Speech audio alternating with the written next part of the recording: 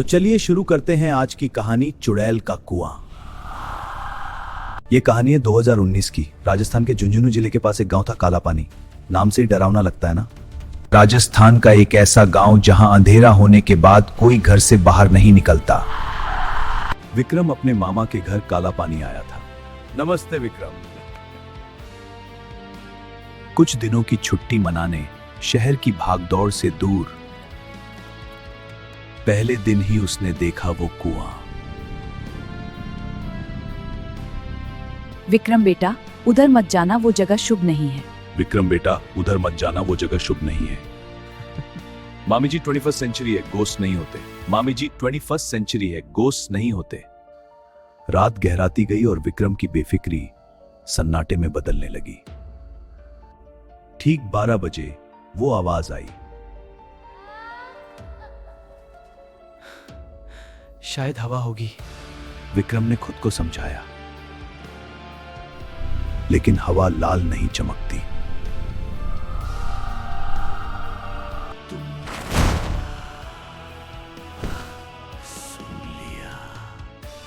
अगले दिन सुबह विक्रम ने मामा जी से उस कुएं का सच पूछा। मामा जी, कृपया मुझे उस कुएं के बारे में बताएं।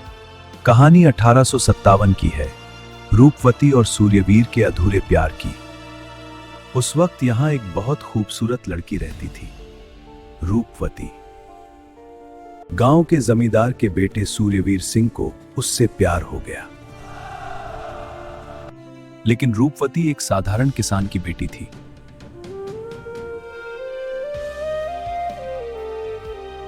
जमींदार ने इस रिश्ते के लिए साफ मना कर दिया। सूर्यवीर ने कहा, अगर रूपवती नहीं मिली तो मैं किसी से शादी नहीं करूंगा। गुस्से में जमींदार ने एक भयानक षड्यंत्र रचा। उसने गांव में अफवाह फैलाई कि रूपवती एक चुड़ैल है, कि वो काला जादू करती है, कि उसने गांव के कई बच्चों को नजर लगाई है। अंधविश्वास, डर, नफरत।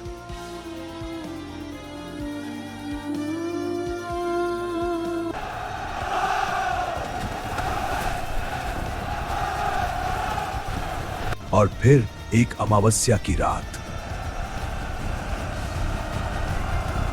नहीं, छोड़ दो। गांव के लोगों ने रूपवती को पकड़ लिया, उसे बांधा।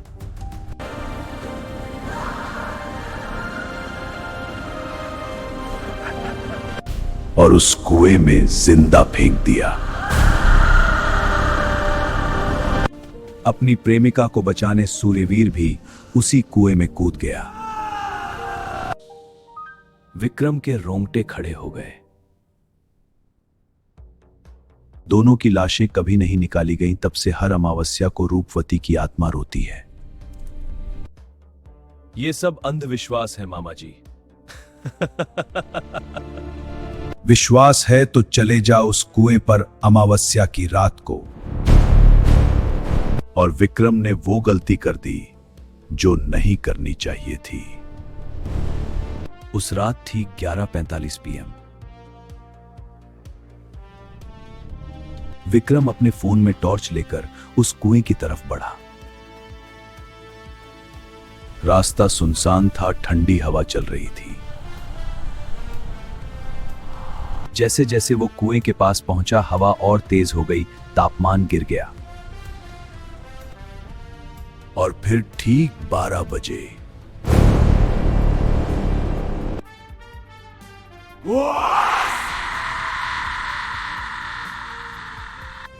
विक्रम के हाथ से फोन गिर गया।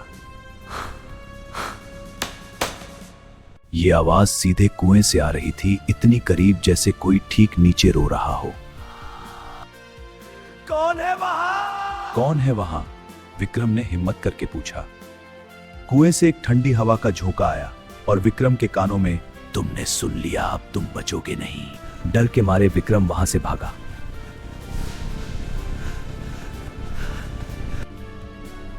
वापस घर आ गया, लेकिन उस रात वो सो नहीं पाया। डे 1 सुबह उठा तो सब सामान्य लग रहा था,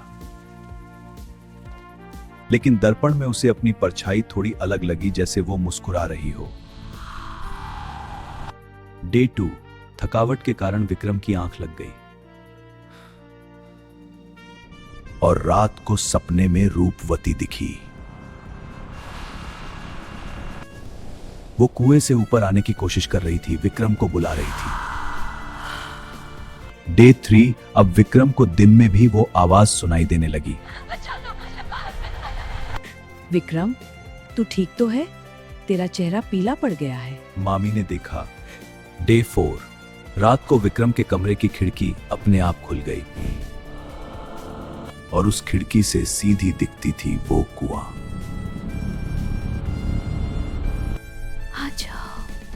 जैसे अंधेरे में वो कुआं उसे अपने पास बुला रहा हो। डे 5 अब विक्रम को नींद नहीं आ रही थी, वो पागल होने लगा था। तुमने सुन लिया, अब तुम्हें आना होगा नीचे हमेशा के लिए। डे 6 की सुबह विक्रम ने तय किया, बस बहुत बहुत हो गया। वो गांव के सबसे बुजुर्ग व्यक्ति खेमराज दादा के पास गया। दादा, मुझे बचाइए। दादा, मैंने वो आवाज सुन ली है, मुझे बचाइए। खेमराज दादा ने गंभीरता से देखा। बेटा, तुम पहले नहीं हो। पिछले 70 सालों में 12 लोगों ने वो आवाज सुनी है और 10 लोग मर चुके हैं, लेकिन एक रास्ता है, सिर्फ एक। तुम्हें रूपवती की आत्मा को शांति देनी होगी, उसका अंतिम संस्कार करना होगा, उसकी लाश बाहर निकालनी होगी उसी कुएं के नीचे जाकर।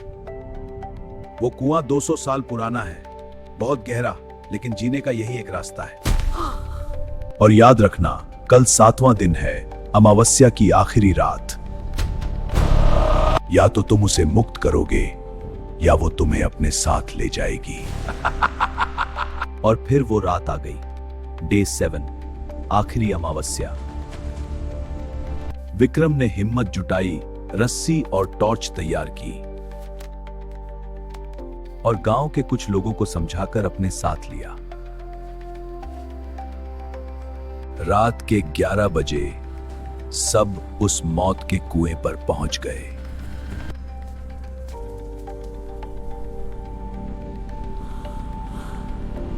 विक्रम ने कमर पर रस्सी बांधी और उस मौत के कुएं में झांका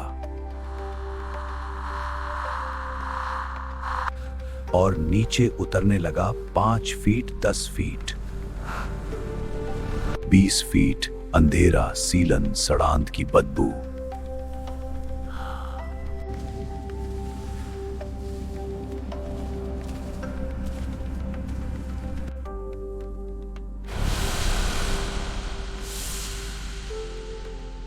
और फिर 40 फीट नीचे। टॉर्च की रोशनी में उसे दिखा एक पुराना लाल कपड़ा। रूपवती और उसके पास सूर्यवीर, दोनों एक दूसरे को पकड़े हुए 200 सालों से इस अंधेरे में। विक्रम की आंखों में आंसू आ गए।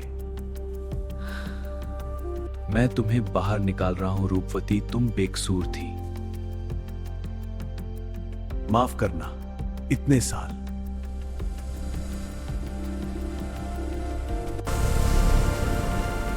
धन्यवाद।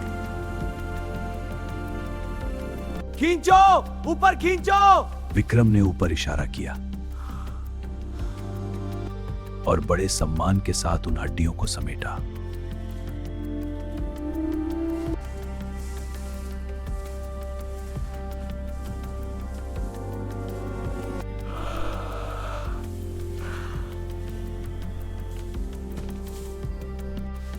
विक्रम भी बाहर आ गया, लेकिन वो अब वो इंसान नहीं था जो अंदर गया था।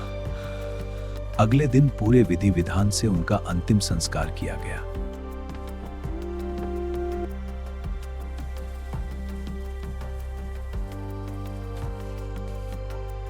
विक्रम ने मुखाग्नि दी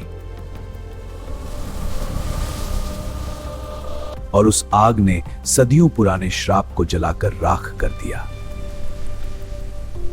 वो आजाद हो गए। पूरे गांव ने मिलकर उस कुएं को पत्थरों से भर दिया ताकि फिर कभी कोई उस अंधेरे में ना गिरे।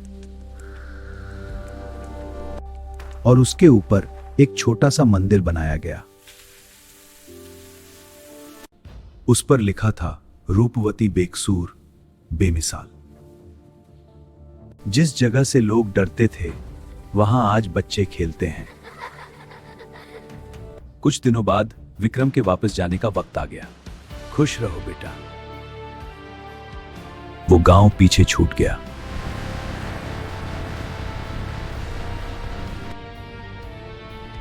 और शहर की चकाचौंध वापस आ गई। दोस्तों की हंसी, पार्टी सब वही था, पर विक्रम नहीं। उसने जान लिया था कि दुनिया में ऐसी कई बातें हैं जो हमारी समझ से परे हैं। विज्ञान सवाल पूछता है लेकिन कुछ जवाब किताबों में नहीं मिलते। असली डर आत्माओं से नहीं, इंसान की क्रूरता से होना चाहिए। कुछ कहानियां मौत पर खत्म नहीं होती, बस बदल जाती हैं। आज भी अगर आप काला पानी जाओ तो वो मंदिर गवाह है कि सच्चा प्यार और सच्चा बदला कभी नहीं मरता। तो दोस्तों, ये थी काला पानी के शापित कुएं की खौफनाक दास्तान। अगर आपको भी किसी सुनसान कुएं से आवाज आए तो क्या आप विक्रम की तरह पास जाओगे? नीचे कमेंट्स में बताओ। अगर आज रात नींद नहीं उड़ानी है तो वीडियो को लाइक करो और चैनल को सब्सक्राइब करके बेल आइकन दबाओ। अगले हफ्ते हम चलेंगे एक ऐसे जंगल में जहां पेड़ भी खून पीते हैं। तब तक के लिए सावधान रहें।